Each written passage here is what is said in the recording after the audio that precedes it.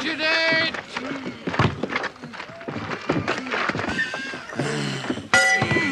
Bring out your dead! Bring out your dead! Here's one. Ninepence. I'm not dead. What? Nothing. Here's your ninepence. I'm not dead. Here. He says he's not dead. Yes, he is. I'm not. He isn't? Well, he will be soon. He's very ill. I'm getting better. No, you're not. You'll be stone dead in a moment. Oh, I can't take him like that. It's against regulations. I don't want to go on the car. Oh, don't be such a baby. I can't take him. I feel fine. Well, do us a favour. I can't. Well, can you hang around a couple of minutes? He won't be long. No, I've got to go to Robinson's. They've lost 9 today. Well, when's your next run? Thursday. I think I'll go for a walk. You're not fooling anyone, you know. Look, isn't there something you can do? I feel happy. I feel happy. Ah, thanks very much. That's all. See you on Thursday.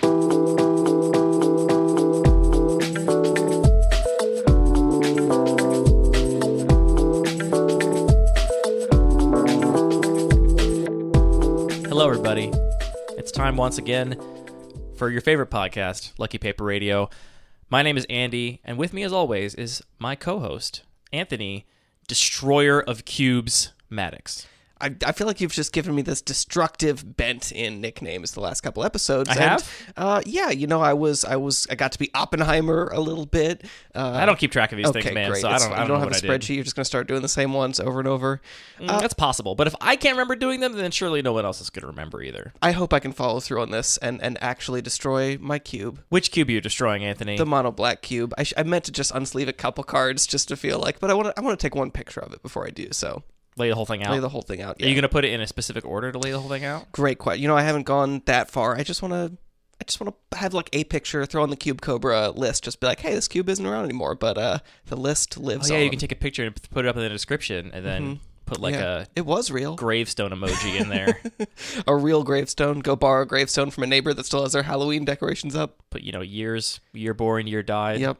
I feel like this is a moment for the podcast too, not to talk about the show on the show, but yeah, I mean, I think that I do you remember when we talked about this mono black cube? I do. It was episode number 2, I think, right? I was going to say it was in the first 5. I didn't know. Yeah, so I think it's only 2. appropriate that we're bracketing it here and talking about it at the end of the podcast. Podcast is over. This is how everyone finds out. No, the podcast is not over, but it's we've been around long enough to outlive a cube, that's a milestone of some sort. Something. I'll take a guess. Whatever. On this episode of Lucky Paper Reader, we're going to talk about the death of Anthony's mono black cube, as well as maybe some other things that come up. A little potpourri episode, just as a treat. Before we do that, though, we are going to do a pack one, pick one from a listener-submitted cube, and this week, Anthony, it's a very, very special listener-submitted cube. Yeah, we usually do this a little semi-randomly, but I'm going to put my thumb on the scales here and just I'm going to stop giving shout-outs. I'm just going to say thank you to Donald K. Magic, who was one of the people that contributed the most to annotating our previous episodes, which we're just so thankful for. A couple people that really stepped up and helped us out a lot. So if you go back and listen to those old episodes now, you can see all the cards mentioned on that page and the timestamps, which, we just hadn't really figured out how to make a podcast at the beginning, or at least you say that, but a magic podcast. No podcasts do that. We are unique in doing that. So it's not like we hadn't figured out how to make a podcast. We just have taken the podcast from just like every other podcast to elevate it above since then. And we got a chance to meet Donald K. Magic. I got to play. I actually didn't. You got to meet Donald K. Magic. We actually played the Daniel's All Gold, All That Glitters cube together. Got to play some cool matches. Well, I'm glad you got to meet Donald. I didn't get to because you pointed him out to me while I was in the middle of a draft. You were like, that guy over there, that's the back of Donald K. Magic. And then I finished my draft, and then I was like, where'd he go? And you looked around, and it was like, he's gone. And that was also gone. Saturday. Maybe we didn't see him on Sunday. I don't know. Donald, I'm sorry I didn't get to meet you, but you get to meet Anthony. He's the more likable one of us anyway, so just pretend that I was equally as likable. But he also just submitted this cube of his, and I think it's a super cool cube, independent of the fact that we want to just say thank you and so elevate this cube a little bit. I also just think it's a very cool cube. Yeah, and just to say thank you one more time, I do get messages all the time from people that are quote-unquote binging the back catalog, so I know that those old episodes still get a lot of attention even though they are dated, and the cards mentioned page does get used, because if we miss a card, we hear about it the same day pretty much. Mm-hmm. Yep, so and we do that intentionally just to test the listeners, right? That's the green M&M in the cards mentioned page, just to make sure you read the entire rider.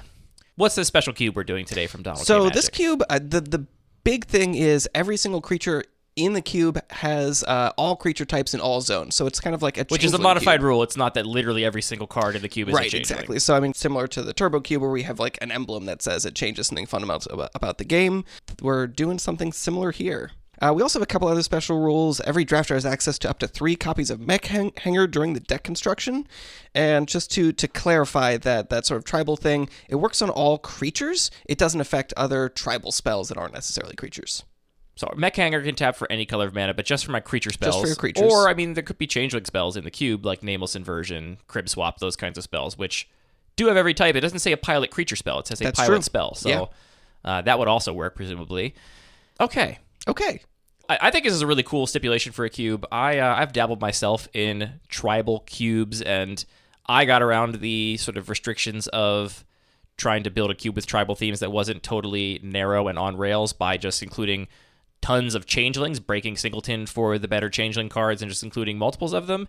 But this is an even more powerful and cool way to, I think, get around that limitation and play with cards that are otherwise, I think, difficult to enjoy in a drafted environment. Yeah, it's funny. I feel like we've seen plenty of designs of tribal cubes that are really leaning into tribal in the sense that they just have a lot of cards that are tribal payoffs.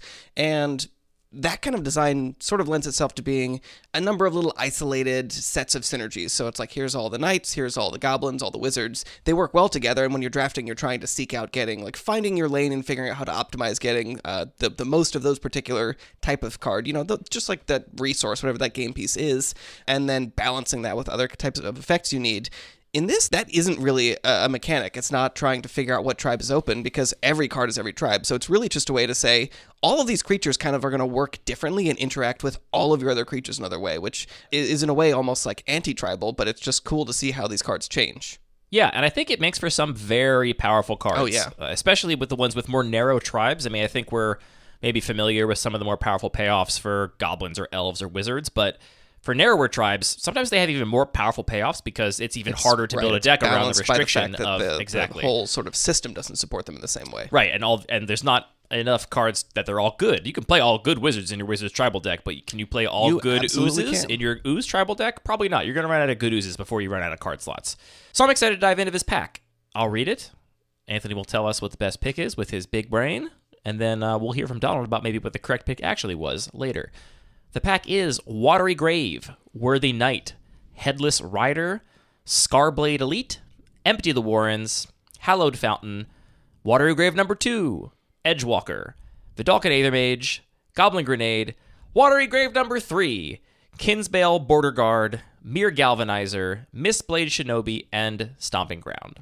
That's a lot of Watery Graves. I would assume this is all of the Watery Graves in the cube, which is just, weird luck that we happen to get all of them in one pack. So there's actually 5 of each shockland. Okay, so there's not anywhere near all of them.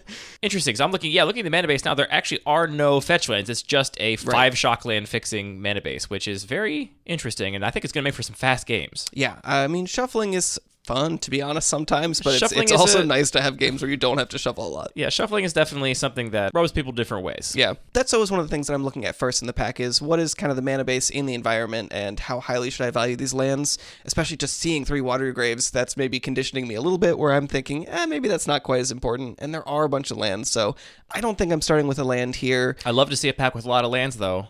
I do love to see that. Looking at the creatures, a couple things stand out to me. Worthy Knight just says whenever you cast a creature spell, make a 1/1 human creature token. That seems extremely powerful. Edgewalker gives you a discount on all of your creatures, regardless of type, but only on the black discount. And white mana pips in that creature. We have Vidalcan Aethermage, a classic that I enjoy in my Wizard Tribal deck, Wizard Tribal Commander deck, I should say. It has Wizard Cycling, so it's kind of just like a 3-mana tutor for any creature in your deck. That seems pretty relevant. And then Mere Galvanizer also stands out. 3 mana for a 2/2.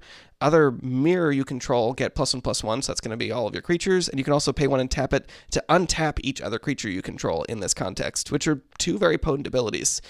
I think between all of those, Vidalcan Aethermage is tempting, but I'm not sure that 3 mana added to the best creature in my deck is going to be worth it in this context.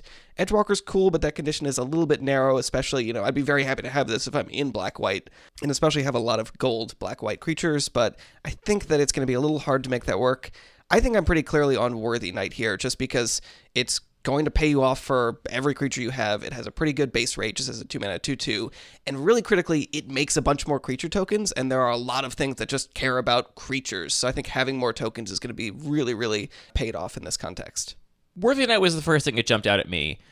I don't think Edgewalker is in contention here. The discount is really specific and narrow. It's very specific, yeah. And to me, that's like a payoff if you are already in black-white, like you said. I would never first pick that, I don't think.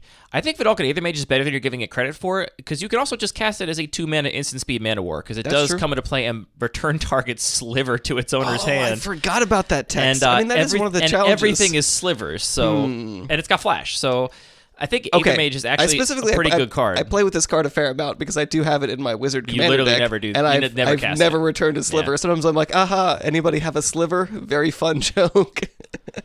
The other card you didn't mention is Headless Rider, which I think is potentially very appealing. It's 3 mana for a 3/1, and whenever Headless Rider or another non-token zombie dies, you make a 2/2 black zombie token. I don't know how high to rate that here. I think its power level is going to hinge on whether or not there is some sort of deck that can trigger that as part of its proactive plan. Right. I think if you're only expecting creatures to die in combat and that's your only way you're going to get tokens, then this card is not a super high pick, but as soon as you have any way to sacrifice a thing, recur anything, start any kind of even slower clunky loop, that's going to generate a ton of value. It's funny, my first thought was Worthy Knight is the best card in the pack for all the reasons you mentioned, and then I was like, is this better than Young Pyromancer? Like, Young Pyromancer is a 2-mana 2/1 that makes 1/1s when you cast instant or sorcery spells, and I think maybe this environment is amped up enough that creature spells are harder to chain together than instant sorcery spells historically, because usually they're more expensive and they don't cantrip in a lot of environments. So I actually don't know how important that is. Mere Galvanizer, I think, is an effect that I don't really know how to rate. I mean, 3 mana for a 2/2 Lord for all your creatures is well above rate for anything we get in any color, pretty much. And that untap every other creature you control for 1 and tapping it, I think could potentially be abusable, and it has the benefit of being colorless.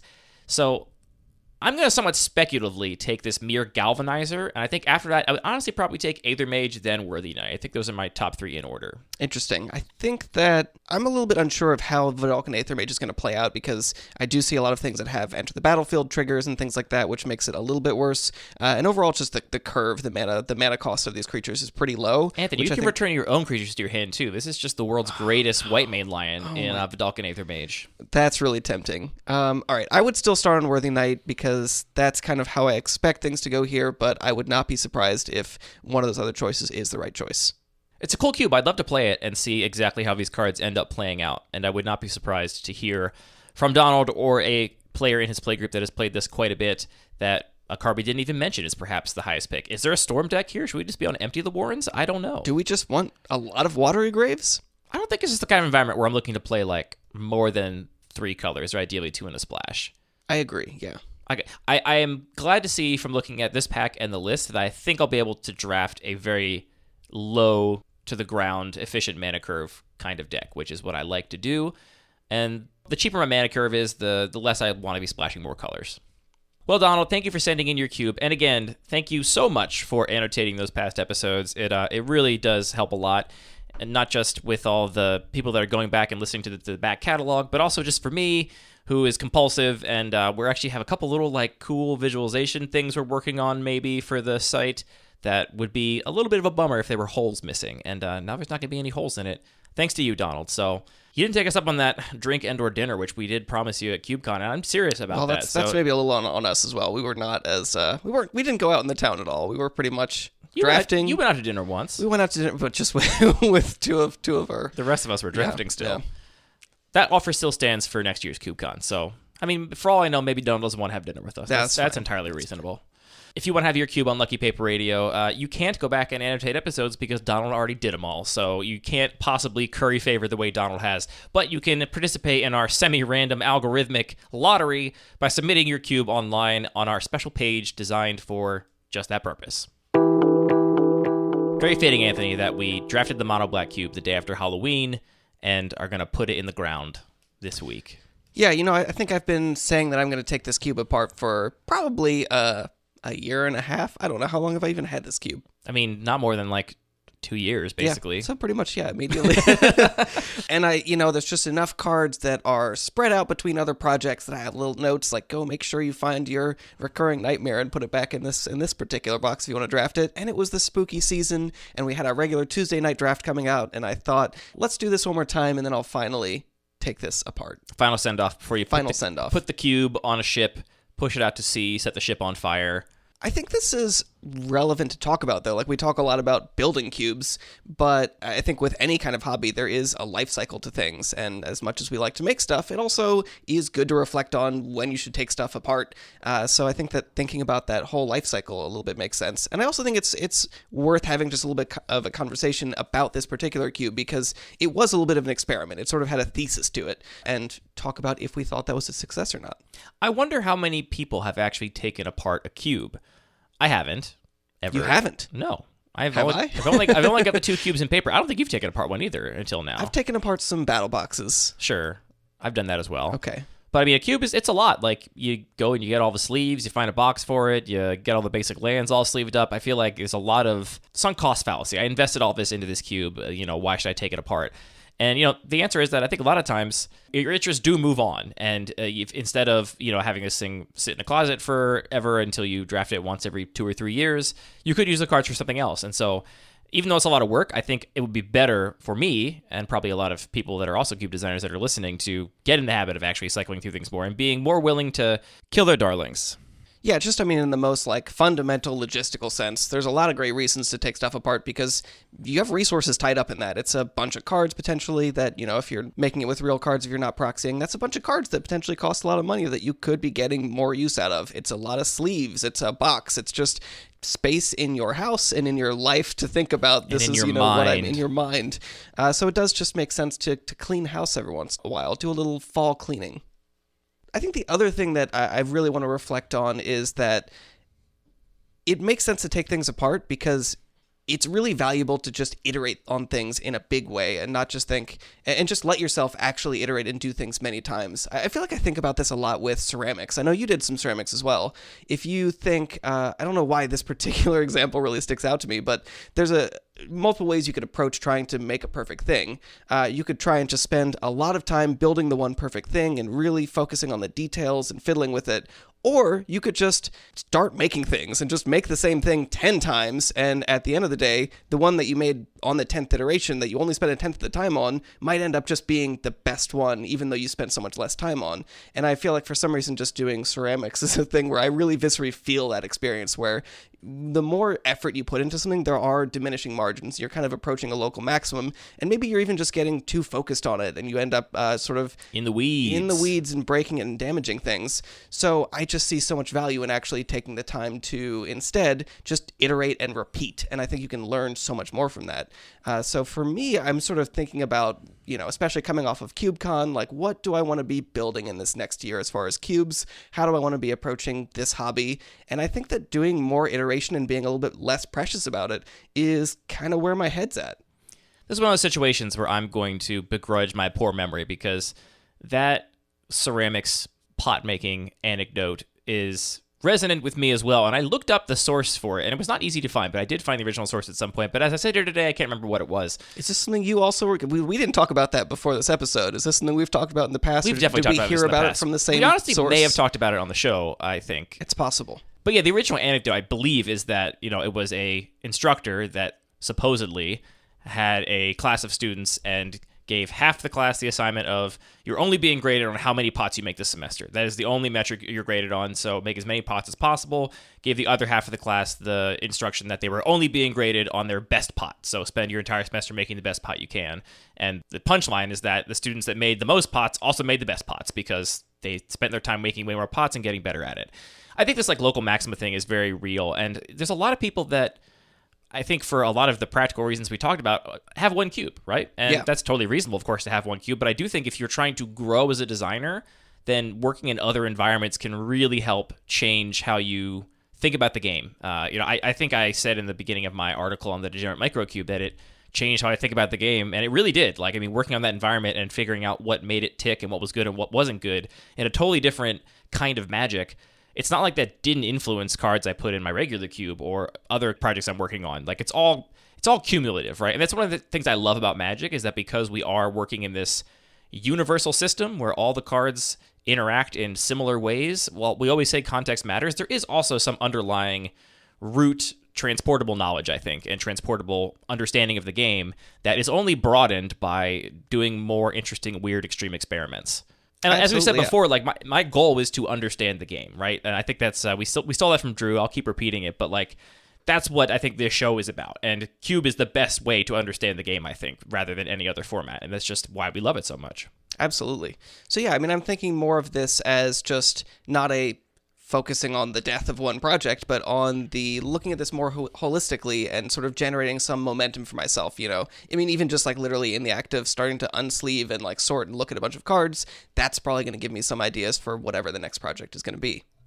So what do you think about this cube in particular? I sort of started with the thesis of, can Magic be fun without the color pie? Like, if we just take out color, everybody can play technically all the cards. We don't have that resource tension. Is Magic still going to be fun? And the way that I sort of chose to test that is just by focusing on a single color, because, you know, which is effectively no color, yeah. Exactly, yeah. I mean, you could do that a couple different ways. You could just say, like with these custom rules, just say everyone has an emblem that you can cast whatever, but I think that would still be really difficult to focus on. So I think this... It would be really hard to actually ignore color impacts. Yeah, we're so conditioned to, like, thinking about picks that go with our other picks that I think resetting your brain to draft a 5-color cube without any color restrictions would be a big hurdle.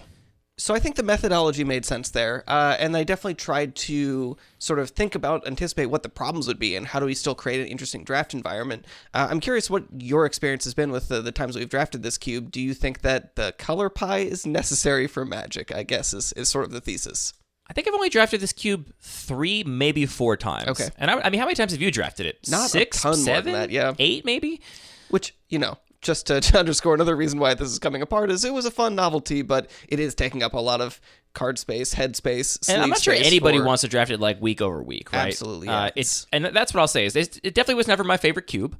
I think the color pie is very important to Magic. I do think it's maybe even more important and constructed, though, where you want to have a variable, lively meta, and absent any mechanical restriction that prohibits players from playing all the best cards side by side in the deck, I feel like the meta would be kind of converge on a best deck very quickly, and there wouldn't be any justifiable reason to branch out and try and make counterplay to that. Yeah, I mean, that's a really good point. It's sort of fundamental to Magic being a trading card game. I feel like we take this for granted because we're deep in it, but to people that have just played, like, you know, poker and gin rummy, whatever the card games are, the fact that everybody's showing up with their own unique deck, it's kind of a wild concept when you're hearing it for the first time. And the way that you actually preserve that diversity, preserve the fact that people are not all just showing up with the same best deck, is through things like the color pie that force that diversity, because there is that tension between playing the best cards or playing just a subset of cards that are more consistent or more reliable or work best together.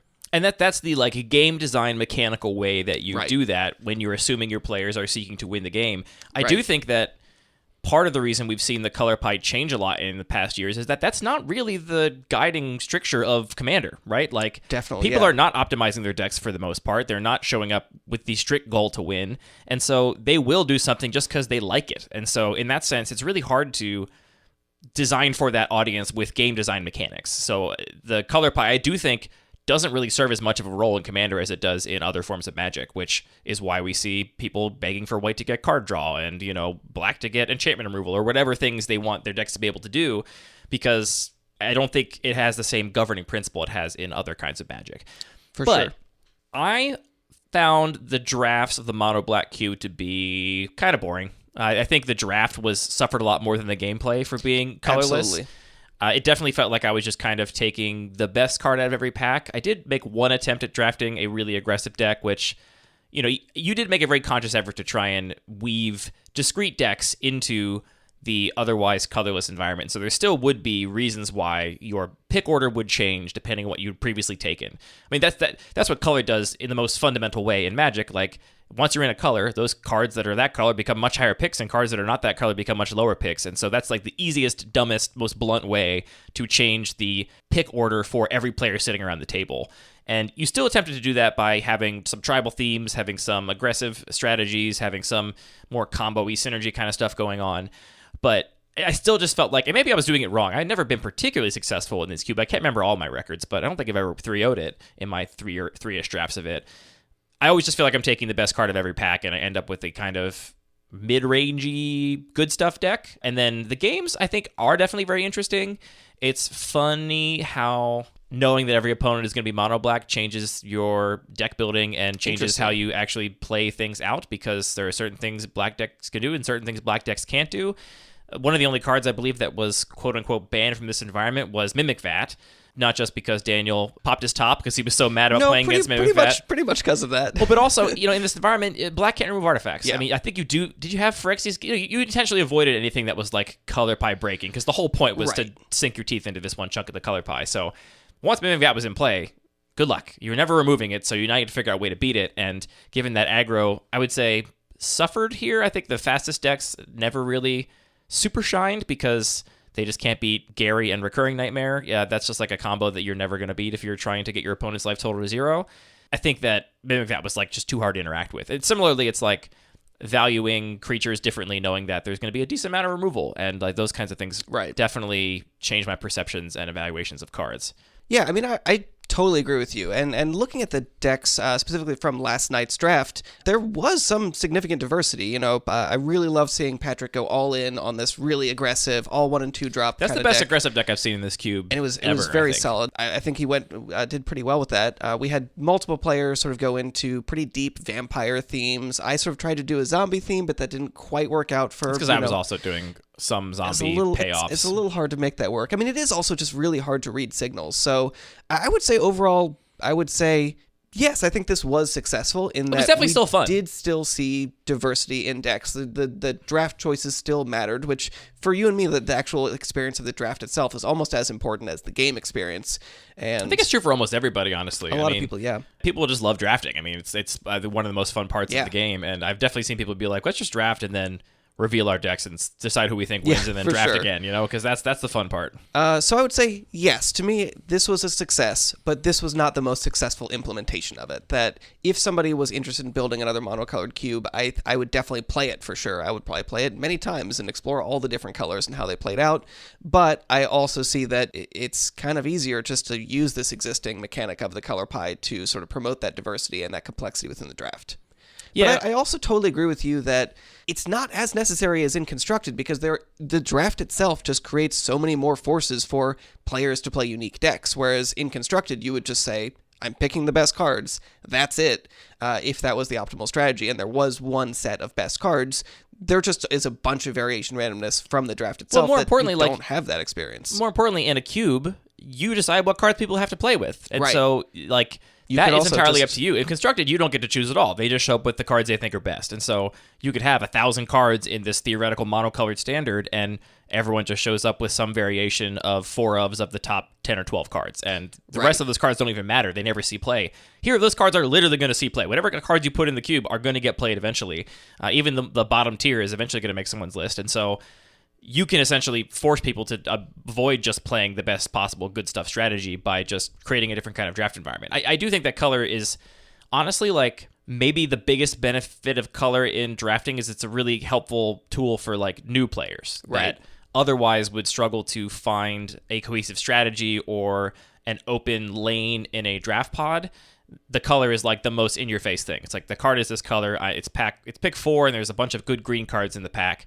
It's not hard to figure out that green is a color that's open, whereas it's pick 4 and there's a certain amount of zombie cards in this pack, and I happen to know this is a really good zombie payoff. It's a much more subtle thing to try and suss out. Right, which I think we could frame a couple different ways. I think we could hypothesize that there isn't that much diversity. You just sort of take the best pack, and the draft isn't that diverse, or that it isn't that nuanced. Or it could just be that actually there is a lot of nuance if we could give it to the time-traveling supercomputer, but it's just really hard to read those signals. Right. And I don't think the difference between those is super meaningful. If people are just not feeling that sort of... If it's too hard to read the signals so they're not doing it, then it might as well not be there. Ultimately is what matters. It's sort of the player experience.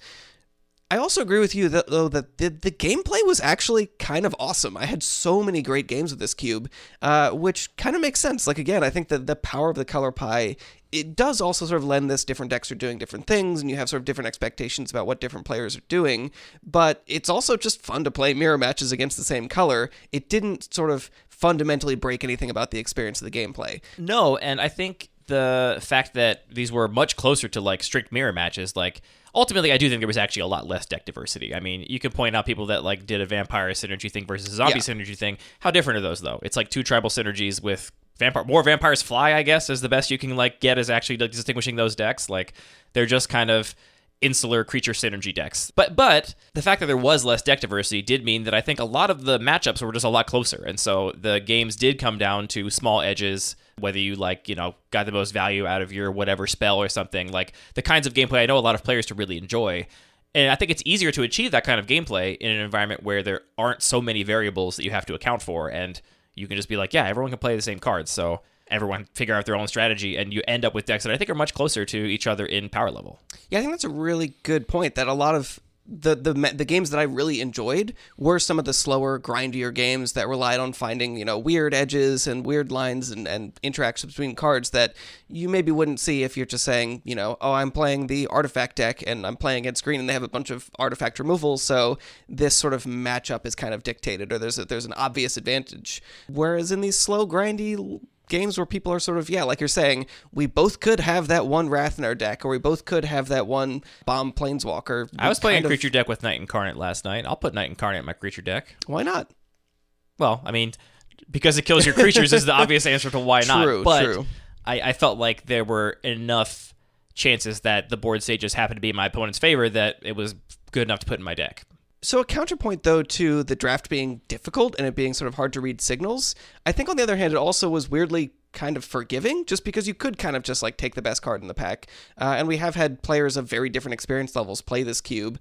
Someone was literally playing their literal first draft of Magic, cube or booster draft. Yeah. I thought it was just his first cube draft. Who's to say? Might have been somebody that played the other pod, because we had 2 pods last night. It was amazing. 17 people show up for Cube Night. I think you're right. Regardless, they seemed like they didn't have an experience where they were like, I'm flummoxed because I don't know what's going on. It's pretty hard to bomb really bad in this cube. It's just really hard to bomb, so it's kind of a weirdly forgiving space. I mean, the one way you can bomb in this cube is just by not paying attention to your mana curve and ending up with too many 4 and 5 drops or whatever.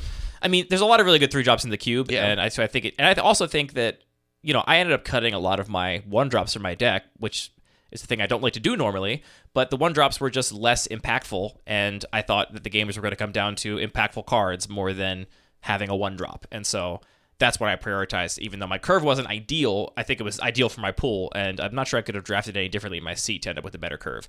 But I think that's the one way you can actually bomb out. Like, if you have just like 4s and 5s and no removal, then it's going to be really hard to win. But other than that, it is really hard to totally train wreck this kind of cube. That is something that I really, really enjoyed about this, is that without really trying to that much, I was just sort of going for, I did focus on a few themes. I especially focused on trying to push that range of speed as much as possible and try to promote a very aggressive deck and some more controlling decks. But even without really trying to, so many more sort of aspects of what I love about Black in the color pie really, really came through to me. I felt like there was so much about the graveyard and pulling things in and out of the graveyard that really mattered. Is Grave Hate just main deckable in this cube? Like Absolutely, Scrabbling Claws, you think? That like dedicated Grave Hate? Right away, like Timuret and... Well, those cards are definitely the ones that are just like Withering Wretch. The cards that are just like free upside, like it's a fine card, and also you get Grave Hate. I definitely think are main deckable. But it's like Scrabbling Claws, like the card that's basically just Grave Hate main deckable. You think? I think so. I mean, worst case it cycles. So I try, in my general cube design philosophy, not to include a lot of cards that are like super narrow, total sideboard cards. I definitely still want things to be functional and make sense. But yeah, I think that was super relevant. I mean, even in some drafts, players would comment, my removal just felt ineffective, which in a way is kind of a negative, but also just interesting to the texture of the environment and the fact that you do just need to recontextualize things. Graveyard is a very valid zone in this cube. Yeah, if your removal spell is if you're thinking your removal spell is going to get rid of something forever, it's probably not. You probably just need to think of it more like a tempo play. So you're basically saying that the mono black cube is exactly the same as the mono blue cube if all the cards were bounce spells. Sure, yeah. Another thing that really came through to me is the fact that life gain and life payment really came through. There were I think, swingy in an interesting way where players would just end up paying down to really low life totals and then slowly eke out, climb back up, and have this really interesting balance and tension. I don't know if you experienced that as much. I know life gain is something you really don't like. But again, I tried not to include, Batter Skull or things that would just hugely swing things. But there's a lot of little incremental effects as well. Yeah, I thought it was the life gain matters deck, which is a pretty small set of cards, I would say, because we don't have access to white and all the Ajani's Primate kind of stuff. I think more of the life gain matters payoffs are in white or gold cards that are black-white, but there's some in black. I think those are reasonable, and the life gain for the most part is pretty incremental. I played against a life gain deck with my more aggressively leaning creature deck, and it was not tilting to me, even though they were gaining a fair amount of life, because I was still getting the advantage. Though we did have a match last night end in a Ormondal, which is the backside of Westvale Abbey, which is to see it. I love 9/7 to check that off with the bingo flying card. indestructible, haste, and lifelink. Was just getting chump blocked every single turn by a Bitter Blossom token, and so one player was gaining 9 life every single turn, and the other player was playing the life gain deck, which was also getting life through other means. And I think they just called it quits at 59 life to 36 life, and we're like, this is not progressing towards a completion. We're gonna go to bed. I think that's valid. It's good to know when to quit. So I would definitely say probably a lot better. I mean, Westvale Abbey is a card that I love. I have a strong emotional attachment to that card. I think it's so cool, and I've never designed a cube where it's even remotely playable. Partially because Ormondal, in a lot of environments, is just not actually that sticky. You just bounce it. You did all this work, you sacrifice 5 creatures to flip your land, and then it just gets unsummoned or Path to Exiled or whatever. In this cube, though, Ormondal is actually worth it, because how much black removal is going to kill an indestructible thing? Oh, yeah, it's a great Basically point. nothing. I think it's There's 1 or some 2 spells. exile, but yeah, most of it is... There's some exile and there's some -X based on an effect, but you're still going to need a lot of whatever that 7, effect is. That's a great point. And I think that's another sort of lesson that I've learned, or sort of an experience that I'll carry forward, is seeing how these different interactions played out and potentially looking for how to make those work in other spaces, as well as just a lot of individual cards. So to say, I would never have put Mind Slicer in a cube, but this card was just so cool, and it's very thinking cool about it in this context makes me want to think more about how to, push that forward in other contexts. I mean, just to sort of think about it from this perspective, if I was building a cube of 360 cards, I would put, a mixture of all the colors probably in a normal day, but I've put 6 times as many black cards in this. You had to cube, go pretty deep. I've gone very deep in exploring what's possible, and that's. And you also, I would say, I think most people listening, if they just heard about a mono black cube, would assume, of course, there's a Reanimator deck, and maybe there's even a Storm deck, and you intentionally avoided some things that I think are very iconic to black. For better or worse. There is no Reanimator deck here. The reanimation spells are purely value oriented, and there's no cards that are in there just to be reanimated. You're supposed to cast all your spells. I think that's the bigger thing, is that there are some reanimation spells, but it's a lot of either smaller reanimation or conditional, and there are very few targets for it. There's, a couple 6-drops in the whole environment, but not a lot. And that was just because there's also just a lot of taste injected in this as well. I just don't love those kinds of games where somebody reanimates something on turn 1 and then you just lose the game on the spot. I definitely want it to be more incremental, more value-oriented, and just a little bit the kind of magic that I more enjoy. But that's another reason you went even deeper, maybe, than you would have had to go otherwise, because a lot of cards that people do play in black, because they are fairly iconic to the color, you were like, right out, we're not doing any of that, so let's go even deeper into black's back catalog. Definitely. And there are even sort of I would say the top 2% of iconic black cards that just sort of felt a little bit overwhelming. I'm thinking about Phyrexian Obliterator and even Grave Titan. I think would just end too many games in the spot because they just line up very badly against. I think you missed a chance to play Phyrexian Obliterator, though. When are you ever going to get another chance to play Phyrexian Obliterator? You know what? I'm going to make that chance sometime soon. That's another card that's on my my hit list of I want to play with this card, but I don't know where it's reasonable to do so. And this would have been a place where even if it was overpowered, I would be happy to lose to it a couple times. All right, so maybe that was a mistake, is I should have put some of those powerful cards. I mean, maybe especially in the context of knowing that this is probably not a cube you're going to have forever. Right. Why not make the experiment a little more extreme and just see what happens? And I guess the argument is that if Phyrexian Obliterator just so outshines everything else that you learn nothing else from the environment, then that's a problem. But I think there's enough removal running around, and you're not going to deal damage to it with removal like you would in a red deck. Part of what makes Obliterator so devastating is that if you're playing a red deck, you can't even remove it without getting your entire board blown up. Yeah, it's true. I would just like to have taken it pack one, pick one. I'm sorry I didn't give you a Phyrexian Obliterator. On that note, though, I think that something else that was really fun about this experiment was the fact that I was sort of pulling from such a range of both familiar and unfamiliar cards. It was really fun to see both people surprised and discover new things they'd never seen before. Like, oh, look at this weird morph I'm going to do weird stuff with. But then it was also really satisfying to see people get surprised by the familiar and powerful things. Just one concrete example, again, Patrick drafting this really aggressive deck sort of looked at me and was like, it would be so cool to draft this one particular card, and then opens up pack 2 and just gives me this grin, and I'm like, oh, I'm so happy that you got to have this surprise moment. What was the card? It was a Dark Confidant, which was perfect for their deck. And I just don't think you would necessarily have that experience if we didn't have this spread of both a little bit of power level and, more importantly, a familiarity that just created a pretty unique experience that had some fun moments. Yeah, if you have 360 cards and they're all black, you're more likely to have a Dark Confidant than another cube that has all 5 colors. I think that's true. That's how math works. I just want to say that I don't think Bane of the Living is a weird morph creature. I think it's one of the most powerful and cool morph creatures. Soul Collector? That one's weird. That one's weird. That one counts as weird. That one has got in a little bit just because the illustration is so cool. It is powerful if you get to hit with it. If you can... So yeah, I mean, there's a lot of bingo card cells that have not been checked off on this cube, and maybe that's the thing that makes me most apprehensive about taking it apart is, we finally got to see an Ormondal. Yeah, we finally got to see a hyper aggressive deck. The zombie deck was cool. It never quite got there. There's still a lot of unachieved achievements, I guess is the way I would put it. That is a little bit of a bummer, but I think that's just kind of the cost. And if you try and 100% every game, you're not going to enjoy life as much. I mean, a related thing, obviously, to all of what we're saying is just that constraints breed creativity. And I think especially when we're talking about doing weird stuff and iterating on weird stuff, you're going to learn a lot of things, discover a lot of things that you're going to carry through in that next experience. So there again, I just see a lot of value in doing a lot of repetition and trying new things.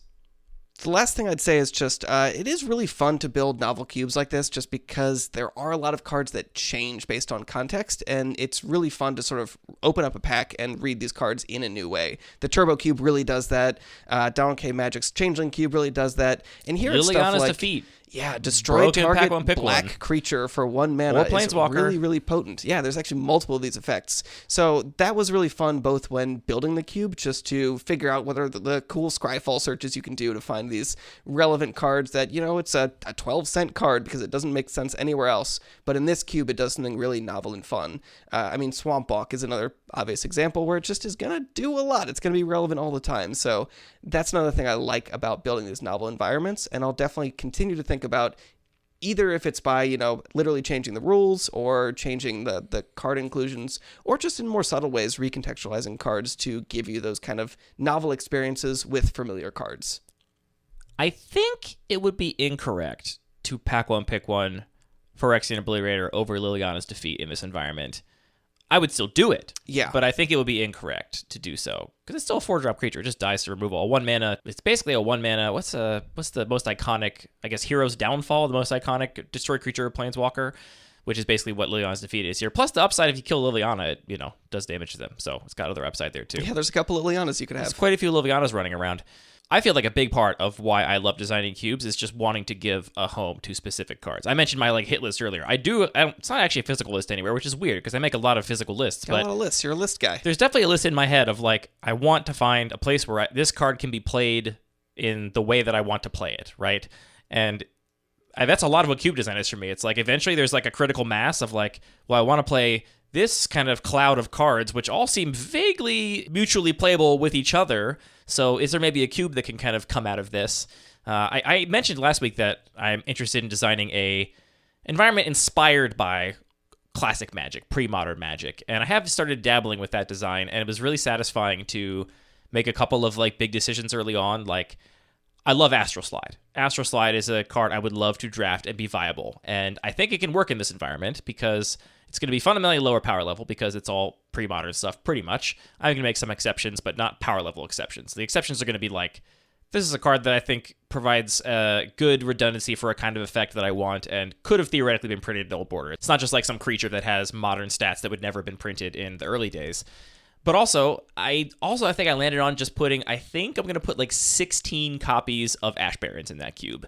And on top of the I love to hear that. On top of the already other playable cycling cards, I think that just makes Astral Slide like a very good card that you can just draft around pretty easily, and it has a lot of cool interactions. And like ultimately, the reason I like this cube is, and I'm excited to keep working on it, is because Astral Slide is one of a number of cards where it's like, here is maybe a home where this can be played in this way that I want, right?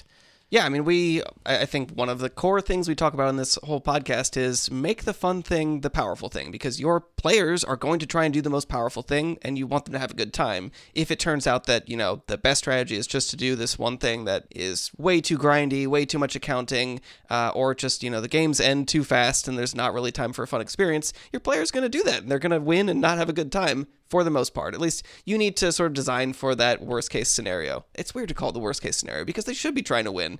It's the right scenario. So yeah, figuring out that's a fun experience. Astral Slide is really fun to play with. Well, I think the jury's still out on that. I think the jury is out on whether or not people will actually enjoy playing with and against Astral Slide. It's kind of like a Soul Herder. If Soul Herder was harder to remove and also could fog you every turn, right. which is maybe a little much. But the plus side is the blink targets are awful in pre-modern Magic. You're not going to have a Sun Titan and an Eternal Witness, and no. What else did you used to do to us with your rude cycling deck? Mostly I would just recur Tilling Tree Folk, which would get me 2 cycling lands back to my hand so I could cycle indefinitely. Tilling Tree Folk was the big problem. Mm-hmm. Yeah, but looking at 2 buttons. Win game, cycle 15 times. What do you do? Think of what I could draw. It could even be a card that wins the game. So that's the Black Cube. It was fun. I'm ready to have a little bit more head space, card space, just space to do new things. I think it was a good experiment. I wish there was Phyrexian Obliterator and maybe a couple other more spicy cards. And I do think there was a couple cards that were huge traps in this cube. I'm not sure if they're intentional or not, but there were a few cards in there that are symmetrical lords. Specifically, I think there's 2 for zombies and maybe only zombies. But there's lords that just affect all zombies in play. Maybe there's actually 3 even. I'm picturing them in my head. I think there's at least 3. I mean, you're looking at me, and I drafted all of those cards last night, and I was very excited too. And I was doing Zombie Tribal, and I was passing them for anything, like a Scrabbling Clause, because I'm like, I'm not putting this in my deck ever. And you felt that against me, because you had a situation where I had like 3 zombies in play, and your only stabilizing play was a zombie lord, and you're like, do I play it? And the answer was no. You did not play it. Yeah, that was a little bit disappointing because I actually ended up siding out a bunch of those cards every single match because specifically I think I didn't draft enough sort of support enablers. I needed a bunch of 1 and 2 mana zombies to make those more expensive lords worth it. The other thing, and that's where the well dries up very quickly. If you're talking about getting 360 black cards, the well of decent playable 1 and 2 mana zombies, especially 1 mana zombies, is going to be dry real quick. True. And the other challenge there was, the other half of my strategy was, I had a bunch of expensive planeswalkers, which those were my win conditions. I was winning the game that way. So saying, okay, these are all just road bumps. Put up blockers and then land my planeswalker and protect it. That doesn't work great when they say all of your opponent's creatures have swamp walk. So I was really sort of putting that one is the biggest trap because you also just play it and might just die immediately on the crackback. You don't even have a chance to block. So yeah, I mean, it was interesting and there's a lot to learn there still and explore. So I've heard defenses of traps in cubes, like defenses of cards that maybe look good but actually aren't, as like a way for your players to level up, right? And just learn that. And I drafted this cube 3-ish times, maybe 4. Again, I can't remember the exact number. It's not a lot. But I drafted enough to be like, I'm never taking this card, even though I am in a zombie tribal deck. And I was just passing them because that was the thing I had learned. And that's a moment for me as a player to be like, this is an advantage I have over the table now. I mean, think about it this way. I fell into that trap, but I had a good time sideboarding very heavily, so that was a good experience. Give your players opportunities to sideboard heavily by making lots of their main deck cards surprisingly unplayable at an opportune moment. Any final thoughts as we put the mono black cube to rest? Fine, that was enough thoughts, I think. That was a lot of thoughts, for sure. Do you have another experimental cube project in on the horizon that you're thinking of brewing? Like, does this? You mentioned this opens up space, in your card collection and also in your mind. Is there something that is knocking on the door to fill that space? I'm still sort of processing the experience of CubeCon. I'm also really looking forward to getting more feedback from people that are filling out the CubeCon survey about those cubes specifically. So that's a lot to digest and sort of figure out what I want to do next. I'll also say that if you went to CubeCon and you drafted either the regular cube or the turbo cube and you have any feedback at all, critical, honestly, even better than just positive, please get in touch. I'd love to hear it. And if you want to be anonymous, I will offer you the opportunity. If you send it to mail at luckypaper.co, that just goes to me. It doesn't go to Anthony. Okay. I will pass along the feedback absent any identifying anonymously? information. I will. I'll do it anonymously. Okay. I don't think you should worry about... I think Anthony is going to be You're not very gonna worry welcome about to the offending critical me. feedback. Absolutely. We both went to art school, which honestly I think one of the best things you learn at art school is both how to give productive feedback critically and also receive critical feedback without having your entire ego crushed. I will say if your feedback on the regular cube is, I didn't like this because all the cards were bad, the way I'm going to take that is, okay, one more data point, one more person who has this feel. I don't think one more person to tell to go f- themselves. No, that's not the case. They are looking for a different experience, and the kind of experience they're looking for is totally valid. Like, we should all be trying to get the most out of our hobby, and if that's not for you, that is a relevant data point. But my answer is not going to be, yes, you're right, I should have done it differently. If you like smashing the most powerful cards into each other blindly, then go ahead, do that thing. Do that. Go do Play you. your Moxen. Enjoy your variants. Turn on items. Filthy Timmy. You probably hate being called a Timmy, but you're a filthy Timmy. Timmy Tammys out there. I appreciate all the Timmy Tammies. I like the Timmy Tammies that actually like identify as Timmy Tammies, not the people that think being a Timmy Tammy is somehow being a spike because they're spiking cube design. Let's not go down this road. Let's end on a high note. Zombies are cool. Rest in peace to the mono black cube.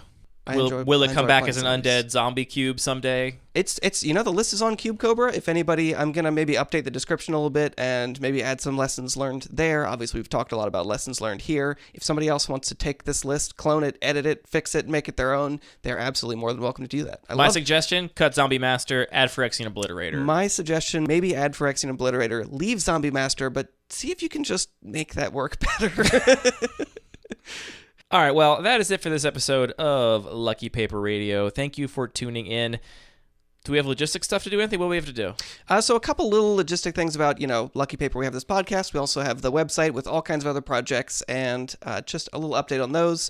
We've been continuing to update both the cube and the commander maps. We've updated those pretty recently with new data that continue to evolve and change shape. If you've added new decks or new cubes on Cube Cobra and want to see where they fall on the map, go check them out. We also currently still have our 40K and Infinity surveys up. Are we not going to close those before this episode comes out? Great question. I think we'll probably close those. People had their chance. Because the Bro one has to go up maybe the end of this week. True. Yeah, we definitely need to close it before then and open that. Yep. I don't want 3 surveys open at the same time. We also got a lot of people that were asking about, after our retrospective episode, if they could go back and get their previous responses to our surveys. So I went ahead and built a little tool to make that even easier. So there's a page we'll link in the show notes where you can go type in your username or usernames if you have been not totally consistent. And looking at you crying nickety. See all of the past submissions to those Lucky Paper surveys, what you rated, and more importantly, grab the data from Cube Cobra so you can see what cards you were testing that are still in, not in anymore, or cards that you didn't submit that you've since added from each of those sets. So it's cool to do your own little retrospective there. This page ended up being so incredible and useful, and the people that have looked at it so far have given such positive feedback. It's the most concise way. Like, even when we recorded a retrospective episode, we didn't have this tool, so I had to go through and manually be like, all right, which of these cards am I still playing? Which ones am I not playing? Check my old ratings, and this is just does it immediately. There's a nice little graph over time of the cards you've rated highly and lowly and how many have stuck around in your cubes. It's a great tool, so everyone should check it out. And if you're not filling out the cube surveys, you don't get to use cool stuff like this. You're on the outs, so start filling out those cube surveys. Sorry. So in the future, when we do some more cool stuff, you'll be able to take advantage of it.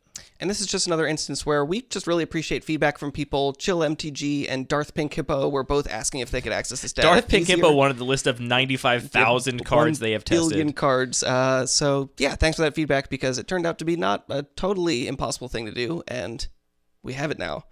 One more little thing, I just started on a new little project to just format lists of cards. So this is kind of a weird request, but if you have weird lists of cards, you get from Moxfield or TCG Player or Scryfall, wherever or you're some weirder place, getting spreadsheets and lists of cards that are not formatted and you want to do stuff with, send those to me. I want to see what they look like so I can try and make one device that can help make all these lists of cards work well together and transport things from one service to another.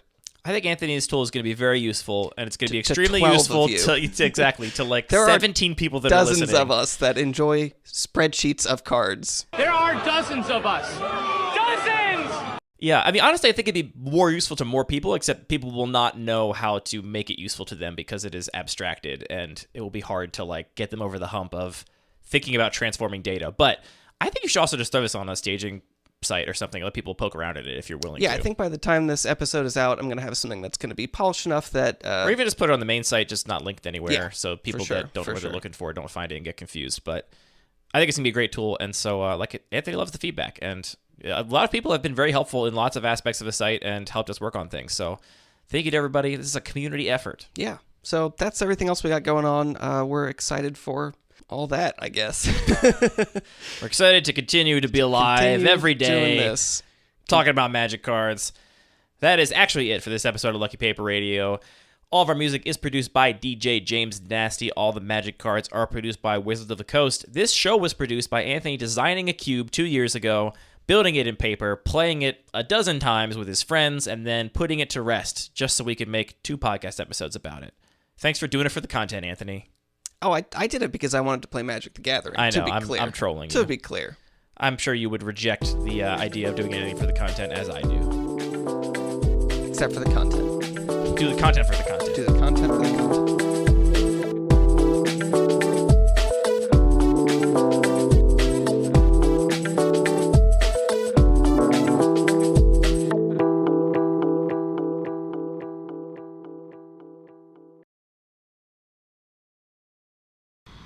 Sibilance.